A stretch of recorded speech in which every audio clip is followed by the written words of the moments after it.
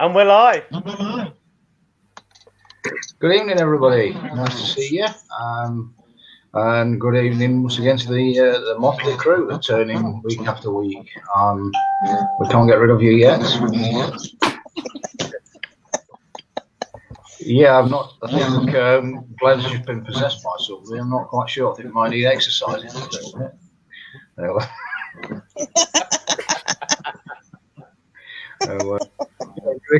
I can't believe quite 30 seconds of the show we're on here, mate. So, welcome, everybody, and thanks for joining us tonight. So tonight we're going to talk about something called spiritual behaviour. Bear with us because it will get more clearer as we go along.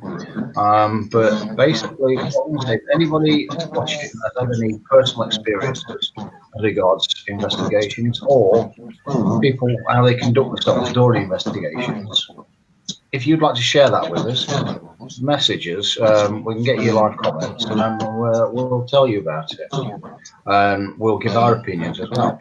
So, but what I'm going to do, I'm going to start first, and going to give a little bit of what I would deem a negative reaction towards spirit. We did a few years ago an investigation of the ancient ramming in Gloucestershire, and basically a lad that was with us at the time, he was, shall we say, challenging spirit towards, basically a disrespectful way, shouting at him, saying, "Come on, we don't believe you, you can't do this." It literally throw me down the steps, do something to us. We don't believe you, it's a load of rubbish. Strangely enough, he didn't actually get anything done. Now, my personal opinion is, whoever was there was thinking, no, forget you, I ain't going to do anything. And I think it's just basically like, if somebody's nice to you in your job, you're going to pull out the stops for them, and you're going to help them out as much as you can. If you don't like somebody who's quite nasty towards you, you're going to think, forget you. I'm being very good, actually. I'm going to swear then, I nearly did. So that took us off there. But yeah, I think that's I think that's a terrible way to speak to spirit, like challenging it. Yeah, okay. I think on some investigations you can sort of like not provoke, but say, come on, let's try and do something for us. Encourage them, but in a nice way. But I think speaking to him like that is bang out of order. So I don't know what anyone else thinks. Glenn? Yes, I agree with you there, Glynn. I mean, you know, you've got to treat them like you would treat a person, a physical person in your life. You wouldn't ask the postman to, I don't know, to clean your car. Clean my car. Yeah, you just got to have that respect and treat them like anybody else. And I think that's just showing the ignorance of that gentleman who was actually on that investigation. You know, it's showing him up for who he really is. Yeah. Yeah, definitely. But if people saying that, then they're just trying to get a reaction. I can't see members of the team or show themselves up with the rest of the team because they want to get a reaction out of the spirits. Yeah.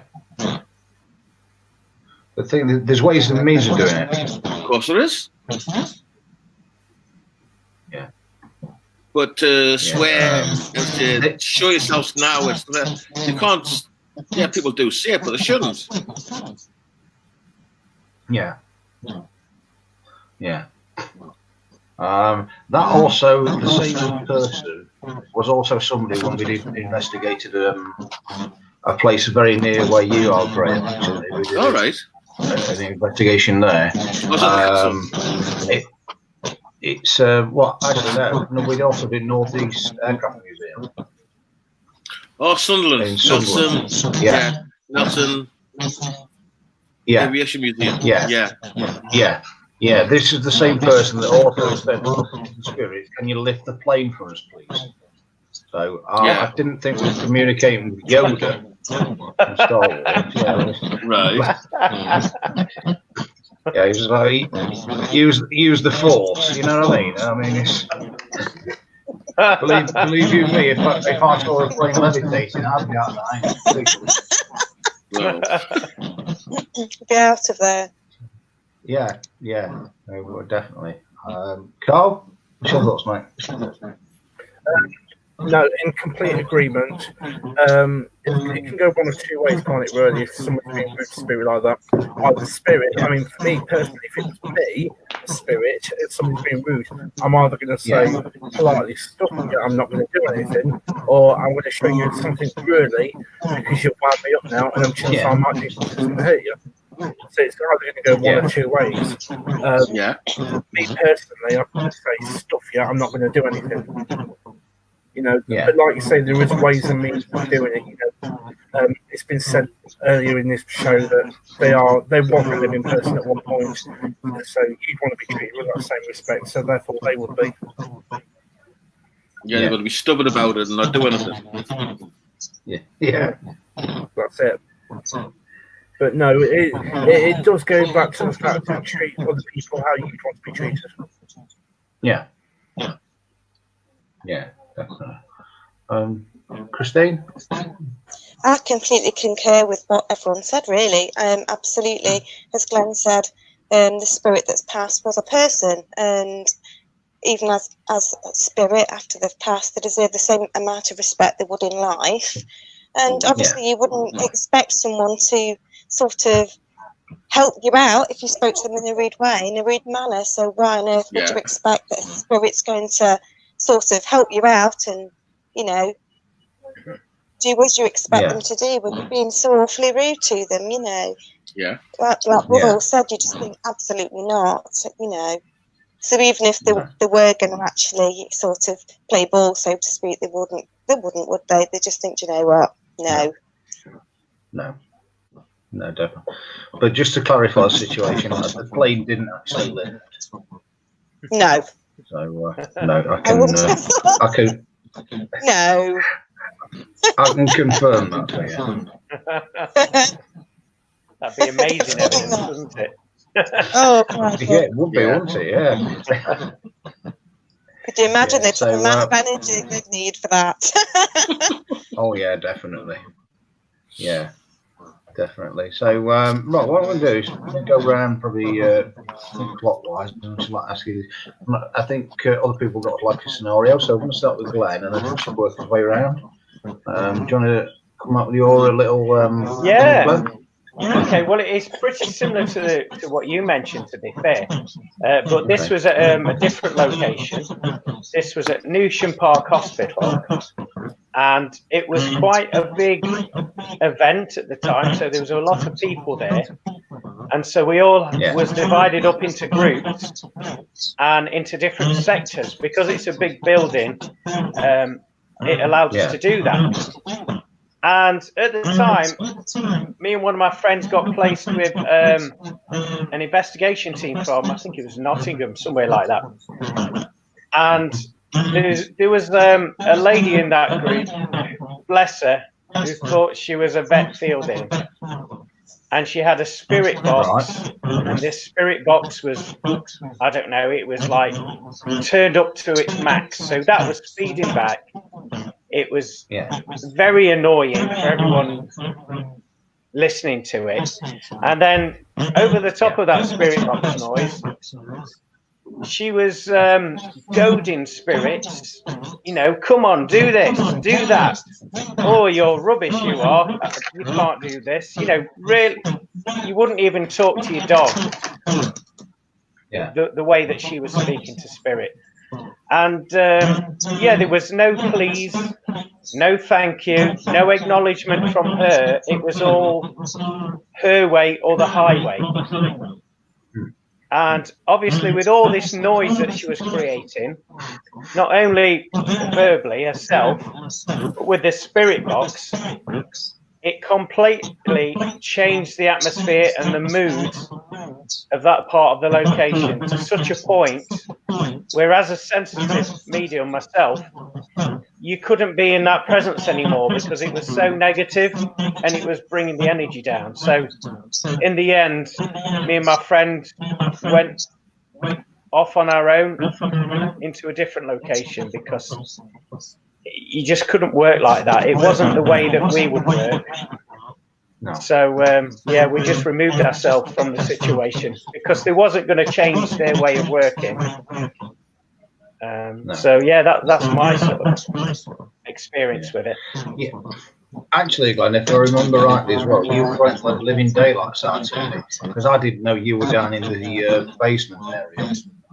We'd just come back off an investigation. You walked up, and they were locked. Oh yeah, we came down the back stairs there. Yeah, yeah, you did. Yeah, I nearly had a close encounter. So. Of the brown kind.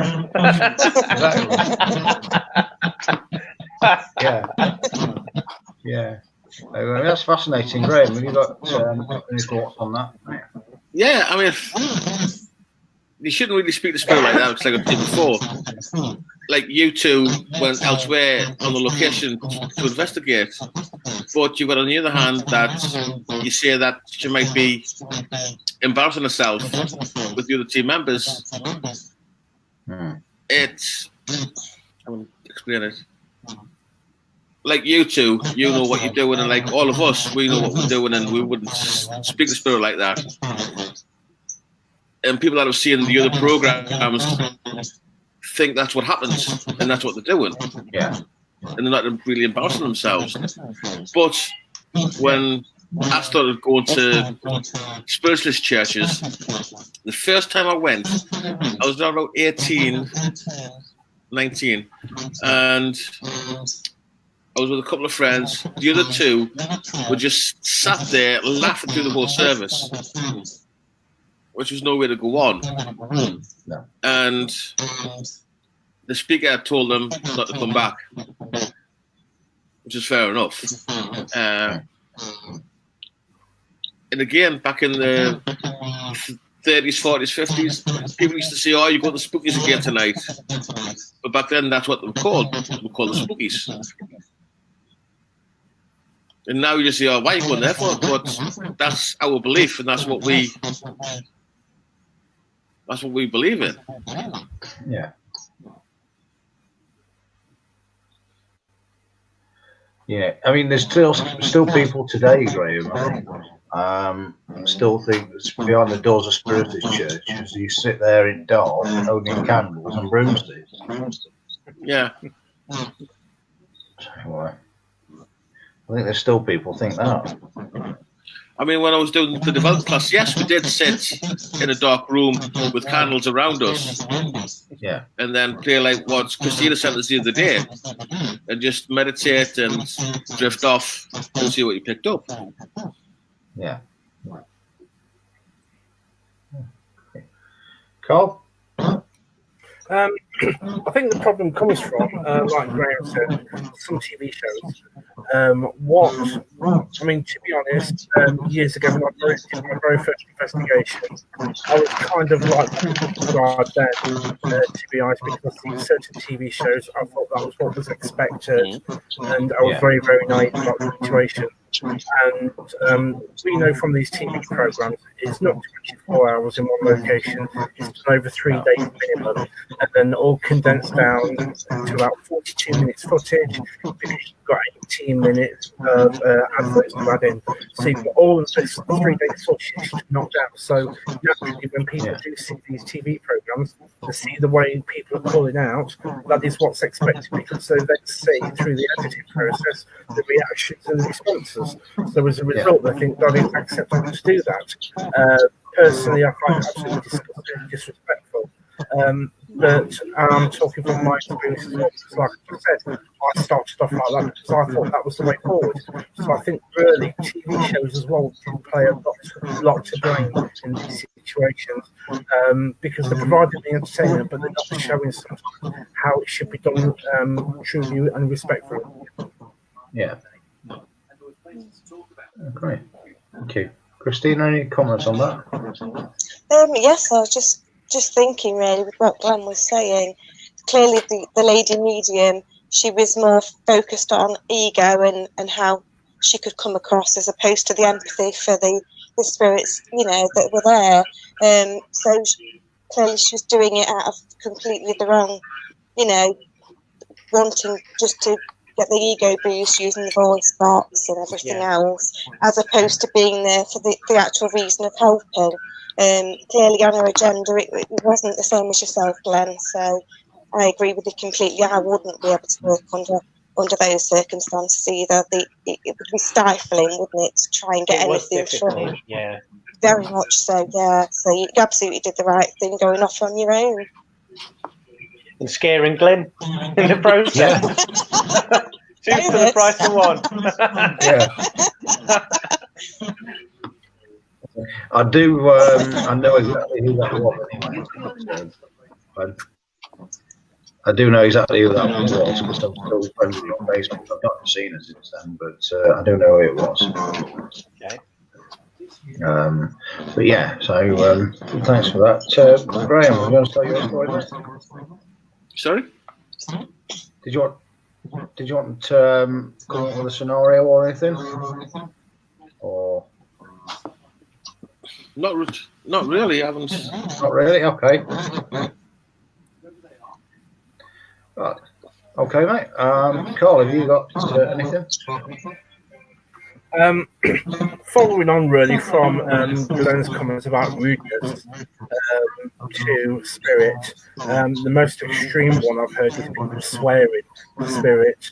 I'm all for a little bit of goading, like, I bet you can show yourself, a little bit of friendly goading that's still disrespectful. But when somebody's outright swearing, come on, show your bleep self. You're doing this to me. You're making me feel this. It's disgusting. It's disrespectful, and it's not the way to do business with spirit.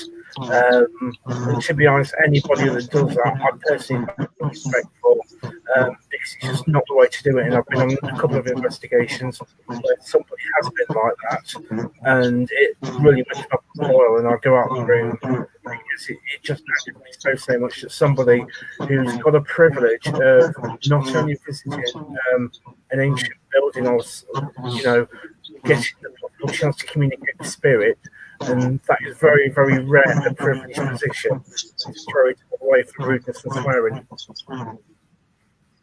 Yeah. Anybody else? Anybody got any thoughts on that? I mean, to swear at anybody, living or otherwise, is absolutely, it's quite insulting and it's rude, isn't it? So to do that to spirits, try and goad them into, showing themselves in one manner or another, it's absurd, really, because nobody, even the living, aren't going to sort of play ball, are they? So no, they don't. I mean, you've got to. You've got to respect them because they're not there to be goaded or swore at. Yeah. Yeah. Well, as you know as well, words contain a frequency and energy. And you know yourself when you've heard bad language, it makes you want to put your defenses up. You can feel that energy with it. And so imagine what that is doing to pure energy form, which is spirit. Imagine how that's making them feel. They're going to retract, aren't they? They're going to go into the somewhere where it's peaceful, basically. They don't want to be anywhere near you. And also, that sort of language and wording can imprint itself on the location. So for future investigators, when they walk into that room or corridor, wherever it is that the incident has happened, they might be picking up the same vibes, that lower base energy, and mistaking that for a spirit, when in actual fact, it's actually a previous investigation that's left their bad vibes there. Absolutely. Thanks for that. Christina, have you got anything that you'd like to say or scenarios? Yeah, I have. Yeah, I mean, it's going back to something I've previously said on the show, but it sort of ties in with what we're speaking about, really, about respecting sort of the spirits and therefore everything that comes along with it. As I was saying before, my daughter's friend actually took a ring from a graveyard and gave it to a girl, thinking it was going to make her want him, and the relationship broke down, and then he had some dreadful luck, and he came to me and he asked if I could help him, which of course I said I could. I asked him to take the ring back, he said he couldn't. I mean, that basically is the worst thing ever, because I went on a little investigation after that, after sort of channeling the family that it was concerned, and I found that the grave where the actual ring came from, I mean, to take something that, you know, was left there from someone past, and to have such little, you know, little respect just to even put the ring back afterwards, it's just dreadful, isn't it? But it just emulates sort of a lot of the feelings that people have towards the spirit world. They don't think it matters. You know, they don't have any respect at all for anything past or present sometimes. So basically, really, anything, you know, spirit-wise, we do have to respect that, don't we? So why couldn't he take the ring back? He didn't want to. He didn't want to take the ring back. He'd given it to a girl. He didn't want to. There was no reason he couldn't take the ring back. I located the grave and everything. I could have took it back for him. But he didn't want to. That just shows the worst kind of such little respect that you had for the spirits and the graveyard itself, the actual the grave. But you hear about it a lot, don't you? Sort of people go into cemeteries and they desecrate the graves and the burial grounds. So it mirrors on, doesn't it? Not just from sort of investigations, but actually you know, where they're buried as well. A lot of people don't have any respect for consecrated ground in any way, shape or form. There's actually in Nottingham, there's actually a very ancient graveyard, which was called originally Rock Cemetery, and it's a beautiful place, and it's got like a massive sunken pit of paupers' graves, and it's beautiful. And at one point in time, you could actually go down into the crypt, which was surrounded the paupers' graves, and it was beautiful. And after a while, it actually had to be closed to the public because the public were going down there and doing despicable things around the catacombs and everything. So, you know, it's a shame, isn't it, really, that respect, the basic respect for even the actual consecrated grounds, and then it sort of mirrors on. Really, it's a shame. It's not near Christina. It's not near Red Hill, is it? No, it isn't. It's Rock Cemetery. Right. It's one of the. It's at the top of Mansfield Road. It's one of the oldest cemeteries in Nottingham. I think I know where. I think I know where. Yeah, at the top, it's all the very very old graves. But the very grand graves, people that have the money, and then there's actually a pit in the centre. It's beautiful, and it's sunken right down, and that's where all the paupers' graves are, which are, personally, I feel that's where the energy comes from. You know, the empathy that you feel when going down to the paupers' grave or looking over it now, because you can't actually go into it anymore. You have to just look over it. But I did a lot of research into that. It's fascinating. It really is. It's a beautiful cemetery.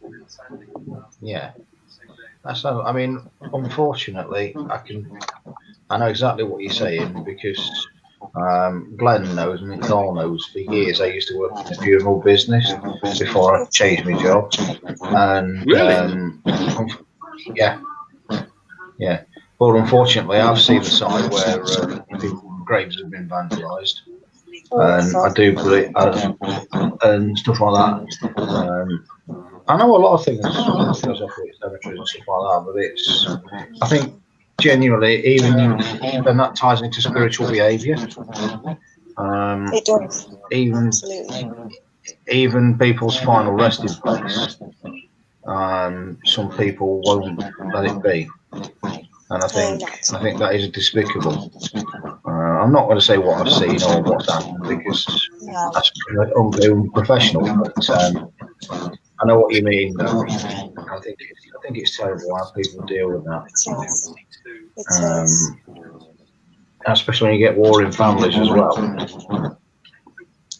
It's awful, and it starts there, doesn't it? And there's no respect at that level. Then of course there isn't going to be respect for the spirit in themselves. No. It all ties in, really, isn't it? Yeah. Has anybody else got any thoughts on that before we should move on? Yes, I totally agree with you on that, Christina. And, don't these people realise that there's such a thing called karma? And every action has a reaction. And so, you never get away with it, even though you think you have. When you do finally pass over to the other side, you will have to face the consequences of your actions, what you've done. Whether that is doing what you said and obviously desecrating graves and things like that. Maybe you might have the same thing done to your grave as a result of karma. But what interests me about your story is I could see like parallel lines with the Egyptians and having their tombs pilfered for the gold and all their belongings and things like that. And you hear of the stories and the tales of the curse of the mummy, and if you were to take that away, again, could that be karma? Could it actually be a physical sort of curse that's put on those objects as well? And from another point of view, what right has somebody to take those things from that native country, remove them completely and take them the other side of the world and lay claim to those objects being theirs? Now, to me, that's never felt right. No, absolutely. Surely those objects should stay in that country and obviously stay in the grave where they were intended. I mean, I know I've gone slightly off subject here, but I feel that, there is... It's fascinating, absolutely. Yeah. And with those sort of tombs and everything being desecrated, and the Egyptian tombs, the way they actually embalmed the bodies and they mummified them and everything else, they was very devout in the practices, wasn't they? Definitely. And to my feeling, when that amount of motion goes into keeping those bodies and mummifying them with their jewels or their possessions, surely that amount of energy going in, if someone takes them, they really are asking for the karma to come back to them. Because where there's emotion, there's always going to be a reaction in the opposite direction, isn't there? Yeah. Well, wasn't there a tale that those that discovered these artifacts, they actually contracted some sort of disease and died not long after? There absolutely is, yeah. There absolutely is. And I think I read somewhere about someone's fingers actually dropping off. Like leprosy or something like that. Yeah, they'd taken the things, I think it was gold rings or something. And I can feel it because I can feel it in my hands as I'm talking to you about it. And they put the rings on the fingers, and within a matter of weeks, the fingers just went black. Wow. Yeah. Yeah, I'm never one person with the Egyptians. I'm a strong believer that they've got something. You look at the way the language is written, we still cannot decipher everything even now. So they have got something over us that we haven't even fully discovered yet. Exactly. There's a lot we don't know that went into those embalming practices and rituals, and I do feel that there were rituals as well. So really, you know, these silly people over the years that thought they could take, you know, these possessions, objects of love and desire sometimes, and riches that they've earned over the years, and then to take them to another country, it's just ridiculous, you know. They really wasn't their belief that all these objects would travel with them to the afterlife? That's why they was buried with them? Yeah, absolutely, yeah. They took their riches with them in death as they did in life, which is why they was buried with everything. Yeah, exactly. Yeah. You're spot on there, Glenn. Absolutely. So it's fascinating, isn't it?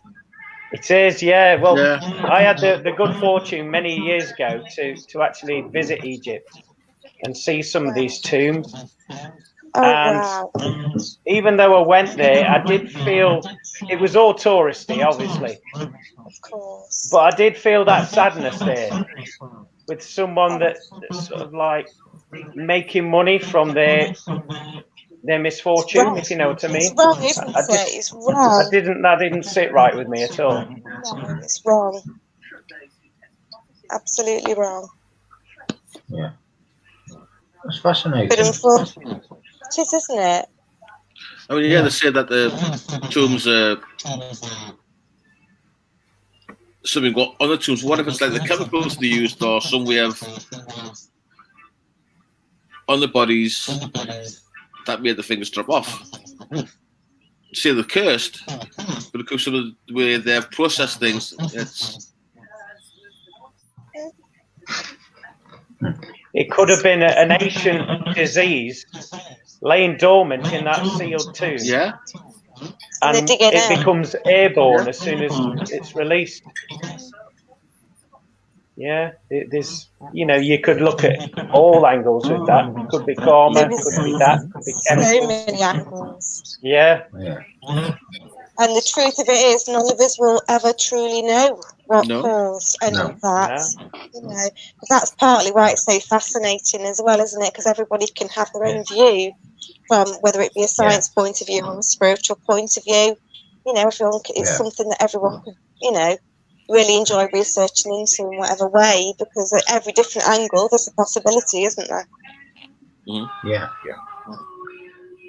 I think as well, you know, if we look into respect with spirit, we've only got to look at certain religions, you know, whether you believe in a god or an energy source or Mother Earth, whatever it is, there's always that respect there in the way that you maybe use an incarnate. I can't say the word now.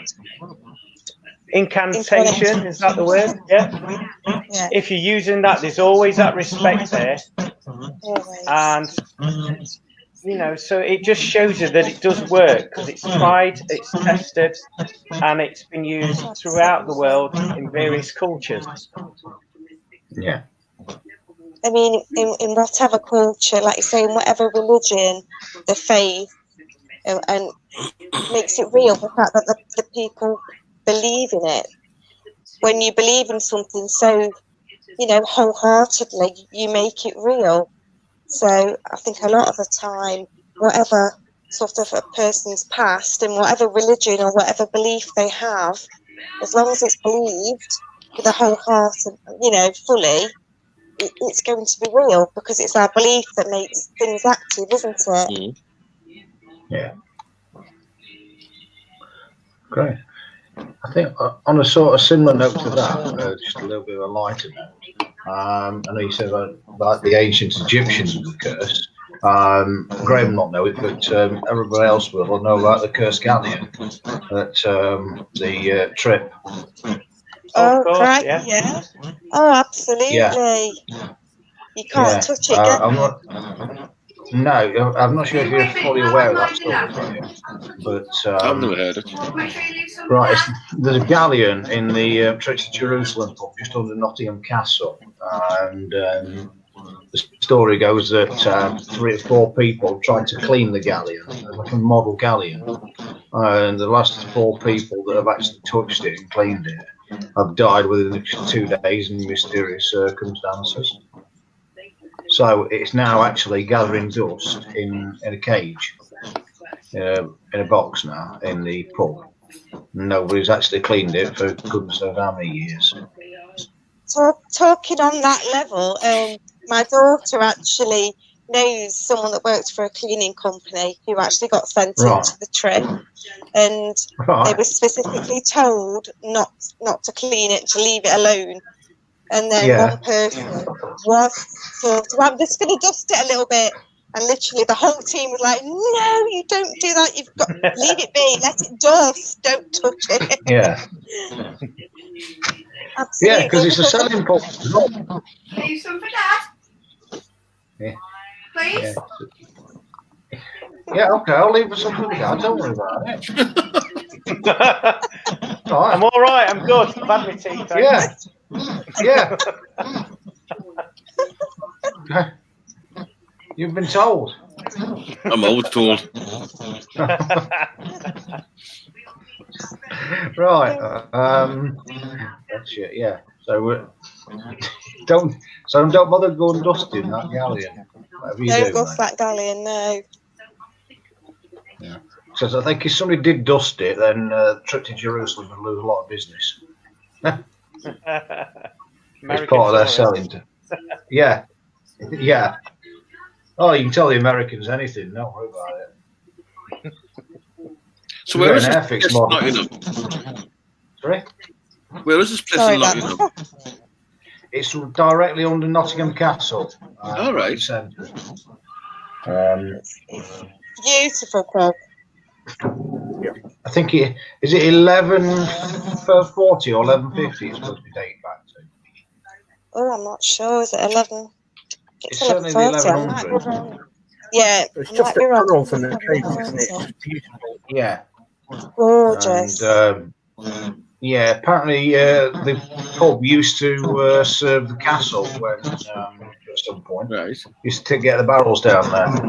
Yeah. Beautiful place. Yeah. Yeah. Although it's got a lot more expensive. Oh. Well, it'll be more expensive as and when it opens now, won't it? Yeah. They're all closed. Only. Yeah, as will everybody.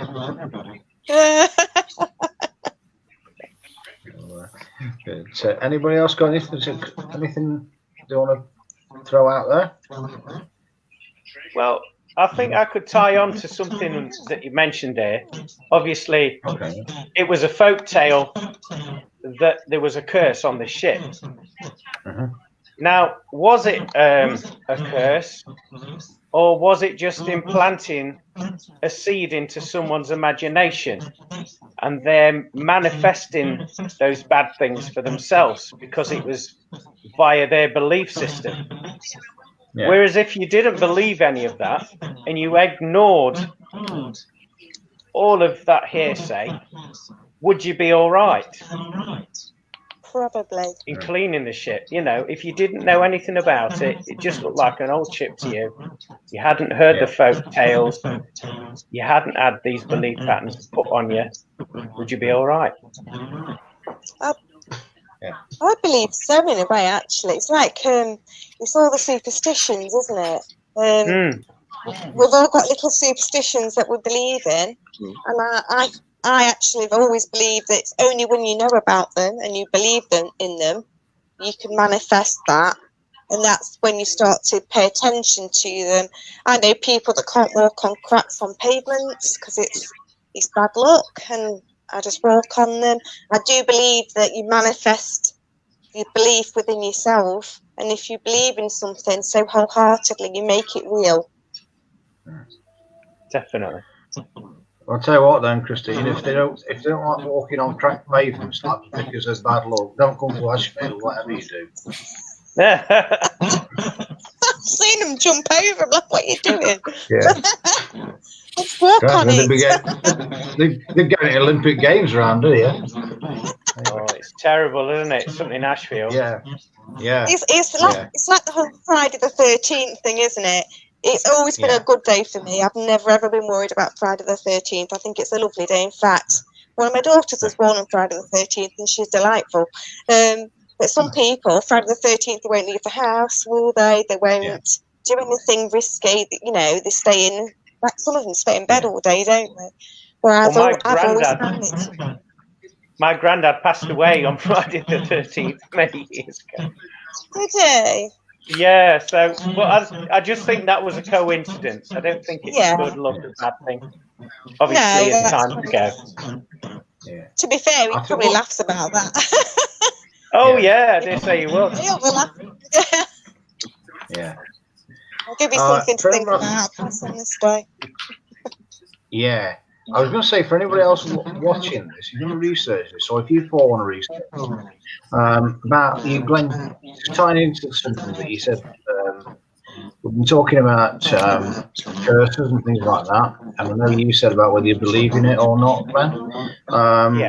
It might be worth interesting for you to research a story. I thought it was a story, but it's actually true, about Colonel John Books in America, in Salem, in Massachusetts. It's part of the Salem witch trials. Okay. And basically, he accused this woman of being a witch, as they did back then. And during the trial, this woman turned around and said, "I curse you, Mr. Books, and the world will never ever forget my tale, and I was innocent, and I will stand on you forever." And it never paid any attention to this. And anyway, a couple of years later, he died. And cutting the story short, really, he when he died, he erected a gravestone, and within a couple of weeks, there was a footprint appeared on the gravestone. A woman's footprint appeared on the gravestone. Wow. And they put it back, and they thought, "Oh, it's a bad stone." Anyway, they cut it back, and they appeared again. And they tried it 3 times, and every time this foot imprint appeared on the gravestone. So now it's actually on view. It's actually in like some railings around, but you can actually see it now. And you can see there is actually a footprint on the gravestone. She claimed she was innocent, and she was going to make sure the world knew about it. I don't know what anybody else thinks about that, but you can research that, and it's true. I think that's amazing. I think it's absolutely amazing story. Is that a curse, or is that the power of intention? When there's so much energy and intent behind the power of intention, you can manifest anything. So has she manifested that ahead of her time? I don't know. There's various theories you could sort of pursue with this one, isn't there? Yeah. I agree with you, Glenn. Intention is absolutely so powerful, isn't it? Absolutely. So if she's saying she wasn't a witch in the first place and he'd got it wrong, then if you're not a witch, you wouldn't be cursing in the first place. So therefore, she was probably using the word curse, to imprint that on him, and with her intentions possibly. Yeah. Because if she was saying all along he got it wrong and she wasn't a witch, then someone that wasn't a witch wouldn't be practicing curses anyway, but her intention was still there. So her intention and the belief that he had upon himself, even though he tried to shake it off, was clearly already there. Yeah. Because with anything, we can manifest anything within our thought processes and with our words, as we all know. They're so powerful, aren't they? If we believe in something so wholeheartedly, we can create that reality for ourselves anyway. So it's quite possible that he took her wording quite literally, very deeply in, and possibly manifested his own death. Now the stone, then clearly that's slightly different, but it's wonderful all the same. Yeah. It is. In fact, actually, if I can find the photograph, I know I've got you on Facebook. I'll try and send you a messenger if you want. If you're interested in seeing it. Making your own minds up there. Fabulous, absolutely. Interesting, that. Yeah, I mean, It would be interesting. Going back to cursors, if anybody's familiar around the Alton Towers area, one of the rides, Hex, was curses on the family, and the Merlin and Wolf backed it up, to say that the witch came by, said for every branch of an oak tree that falls, a member of the Earl's family will die, so the change of this is not the ride. But going back actually to the history of Stoke and Alton around the area, there was a thing a few hundred years ago of actually a supposed witch stopping one of the owners on his track, actually asking for money. He turned it down, so she put a curse on the family and said it was actually true. Every time the branch falls, essentially, a member of your family will die. Now, in the rock, kind of like instantly, within a couple of days, and testing the branches, that stuff off the ride. But the actual reality was that 18 months later, during a freak storm, a branch did fall. Somebody died. Whether it was a long term, I don't know. But he did actually have this changed up over 200-300 years ago. If you actually go down into the forest, actually outside the village of Alton, about halfway down this pathway, you will actually see that change of oak tree, and it's still actually chained up to now. And it's that old, even the branch grown through the chains. And it's been left there due to the superstition. That'd be really interesting to see that. Yeah, definitely. The branches have actually grown all the way through the actual eyes of the chains and everything like that, so you can tell they've been there a long time. Oh, that's amazing. Wow. It really is. Don't they say, though, with witches, whatever they're cursing or whatever spell they're putting out, that they get it back times 10? Absolutely, yes. Absolutely. With anything spell-wise, unless it's pure good intention and not a spell at all, anything you put out there, you do get back tenfold, which is where a lot of people, they dabble in it, don't they? And they try and put spells on people and things. And I've often said, you don't mess around with those. What you get back tenfold to what you put out. And anything negative you put out bounces straight back to yourself 10 times more. Because to be fair, sort of in olden day times, we would all be classed as a form of witch for what we do anyway. Because back then, any form of spirituality would be classed as witchcraft. So every single one of us here talking, and the majority of a lot of the population would all be classed as witchcraft. Witches and what have you. I've done a past life regression. In fact, I've done a few, and I was there back in Salem. I can confirm that. Really? It's amazing, yeah, from way back.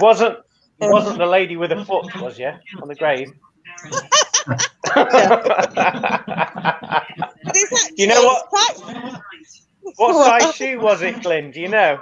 You can compare feet. I don't know, but I think she was next door neighbour. It's actually quite funny though. I've actually got a mystic cross on my right hand. It's quite funny. I've got a shield on my left hand and a mystic cross on my right. It's quite amusing. It's not as bad as John from the Ram.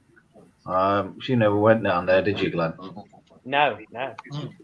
Yeah, the eccentric, great bloke. I loved him to bits. You couldn't take him seriously to one end.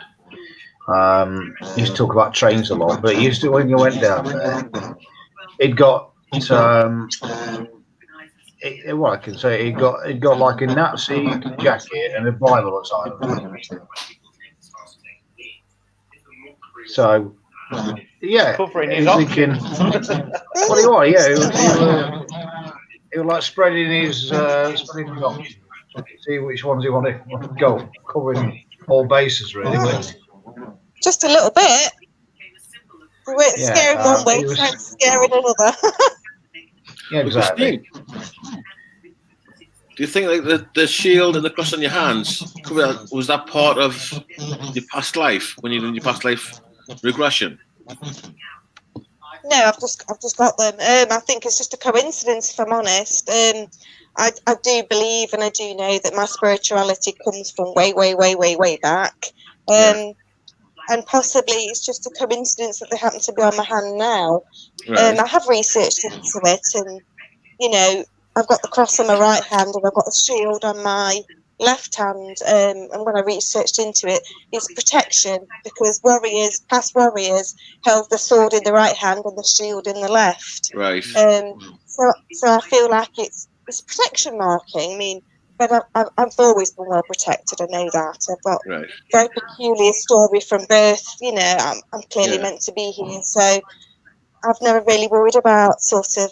I just think it's a coincidence, but it's just amusing to me, really, that you know I've got a protection symbol on my hand, but I already know I'm protected anyway, as we all are, if we believe. Great. Now, I'm going to sort of like just draw a circle here, if that's all right with you. Just another interesting. I know we started talking about, I mentioned about a negative thing, the RAM. I'm someone going to bring full circle, get a people's opinion on this, because it's quite interesting how this has developed tonight, listening to you all. It's quite fascinating. But I was going to mention about positivity and energy, positive intent, and the difference there. And again, Glynn started a new show, so I'm going to try and finish it in a new show on the same investigation.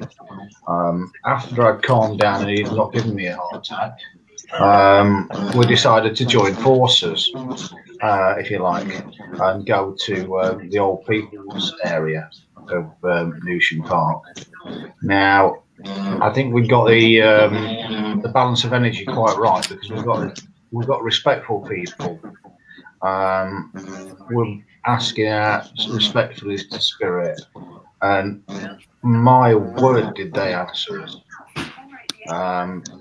We literally saw the chairs being dragged across the floor. That was seen by two people. Cooker was moving in there. We had doors opening, footsteps walking. We even like a trolley dragging at one point, and we were like, "Oh my goodness me!" or something like that. Anyway, we were thinking, yeah, this is really kicking off here. But the difference was we were very respectful to them and very kind to them, and I think they wanted to reward us. Now, I don't know if you've got a different thought about us. So, going to go around again, Glenn? Yeah, well, obviously I was there and I was sitting in that circle with you whilst these events were happening. And yeah, I think you're right there, because when we all asked out to spirit, we used manners, you know, our please and thank yous. We all had a gentle tone in our voice. We wasn't shouting, we wasn't aggressive. And I think it had a lot to do, like you said there, with the blend and the mix of the individuals in that circle. We all had one intention, and that was just to communicate from a sincere point of view and from a loving point of view with the spirits that were down there. And I think we all offered help if these spirits wanted any help from us. And so that would have made a big impact on spirit, and obviously it would have drawn them closer with us having those positive thoughts and intentions. And of course, we was all amazed by this display that they were showing us by moving the chairs, moving the cooker. We didn't have that fear in us, so therefore we didn't create a fearful response from them. And so it was done respectfully to us, the display. It was nothing thrown directly at us. No. you know, no ill will came from them. So, yes, I agree with you there, Glynn. You know, it was down to the good intentions. And also it goes back to, you know, what you put out, you get back. Yeah. Yeah. Graeme? Yeah, I understand that. Whatever you put out, you get back. Yeah. Great, thanks, Rick. Sorry. Yeah, I agree with that. How many times have we seen or heard on investigations, if you get like a negative entity, that spirit can trick you into thinking it's someone else? Okay, we get that, but we've never heard of us tricking spirit, because spirit is too clever for that. So they understand the intention. That's what I'm trying to get at. You know, if you're trying to be all nice, but you've got ulterior motives, they will see straight through that. So I did completely agree with you. What you give out, you get back, because they can see behind. It's not all smoke and mirrors to them. They can see your true intention. Absolutely. Christina, you want to add anything to that? Yeah, exactly. Just what Carl was saying, really. Absolutely, they can see straight through us to our core intentions, and they will respond accordingly. Did you say this was actually a hospital as well? Yes. This investigation. It's funny, when Glenn was speaking, I felt the presence of a nurse sort of back in a long time ago. She was wearing a very, very long sort of hat thing that it's really hard to describe, like a it goes back down. It goes back down the back. Yeah, and she was quite an older lady, and she had little glasses on, and she had fair curlyish hair. You said the cooker was moving. I almost felt like they used to boil milk for the patients. Okay. I mean, obviously they wouldn't do that now, but I almost felt like it was a very warm energy of a former lady nurse who used to boil milk to make warm milky drinks for the patients, and the chairs were moving because the nurses used to go in that particular room and put the feet up overnight, you know, on a night shift to relax. And because you all had loving intentions, very good intentions, and she felt that, she was able to sort of, well, show her intentions to you, which was purely of looking after you in a way. It's almost like she wanted to look after you because the cooker was moving. She wanted to provide warmth for you overnight, and she was moving the chairs. She was inviting you to get comfortable because she liked your energy, and she appreciated that you left the other team and you just carried on with pure good intentions. And I think she really appreciated that, and I got a real sense of warmth and empathy coming from her, and it was just lovely. I just thought I'd just mention that. That's brilliant. That is. When you mentioned the glasses, I got the little round glasses with a wire. Yeah, the gold wire rim glasses. Yeah, gold little wire glasses. Wow. They were. Thank you. Fantastic. Glenn, have we got any comments, mate, tonight? We've just got the one. Just the one. People have been a bit shy tonight, and it's from Facebook user. And he says, "Hey everyone." Hey. So we've had people have been a bit shy with us tonight. Yeah. Well, whoever Facebook user is, hey. Hey. What's up? Hey, that advert's coming back, isn't it? Yeah. Is it? So just got a couple of minutes left. So I'm just what I'm going to do. Finish this show by. I think I mentioned this backstage, but mentioned somebody about an experience I was having today.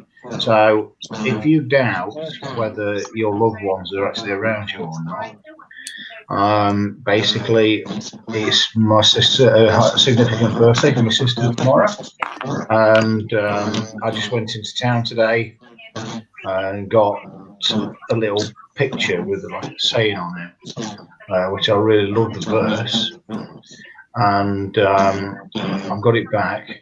I've looked at the back of it, and it's called Ray of Sunshine.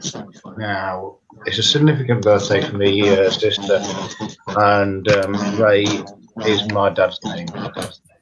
Now, I think that's, well, people could turn around and say that's a cute coincidence, but it just happens to be the day before a big birthday. I don't think so. It's not a coincidence, is it? I think he's there. Did you look at the car before you picked it up and saw it, or wait until you got back home? No, it was just I read the verse. I thought, that's lovely. And it just like rang something with it. I don't know what. Yeah. So it was just like, quick, grab this. Get back to the car. Because it was throwing Typical it down. man. Yeah. And it just happens to be the same name as my dad. Oh, that's so lovely. Amazing. Yeah. As you just mentioned that, Glynn, I've got that little song in my head that comes from that little, phrase. So part of me wonders whether either he did used to sing it to her as a little girl, or whether he wants to sing it to her now. It's the song. I don't want to sing it. Yeah. Come on, we want to hear you sing. Yeah. Suddenly Christina's internet's playing up. Do you know the song I mean?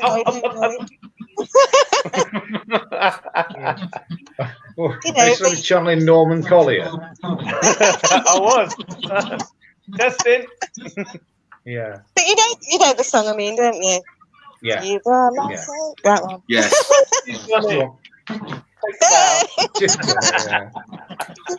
So on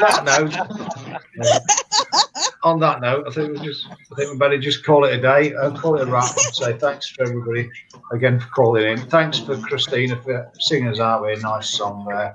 Oh, you're welcome. Karaoke next time. Yeah. And thanks everybody for watching. Appreciate it. Take care. Bye-bye. Bye-bye. Bye. Bye.